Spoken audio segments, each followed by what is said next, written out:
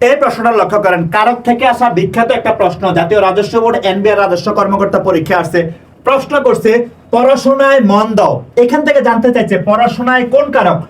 আমরা জানি যে কোনো বিষয়, টপিক, সাবজেক্ট বুঝাইলে বা কোনো স্থান বা কোনো কিছু বুঝাইলে যদি আমরা কোথায় বা কিসের দ্বারা প্রশ্ন করি, সেটা সবসময় অধিকরণ কারক হয়। কোন কারক হবে?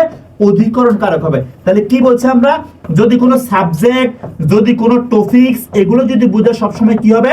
অধিকরণ কারক হবে। মনে থাকবে। তাহলে পড়াশোনায় মন দাও, কোথায় মন দাও? এই যে দেখেন আমি পড়তে বসছি, তার মানে আমি কোথায় মন দিছি?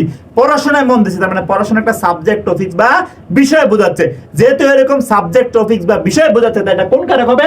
সবসময় অধিকরণ কারক হবে। কোন কারক? অধিকরণ কারক। মনে থাকবে।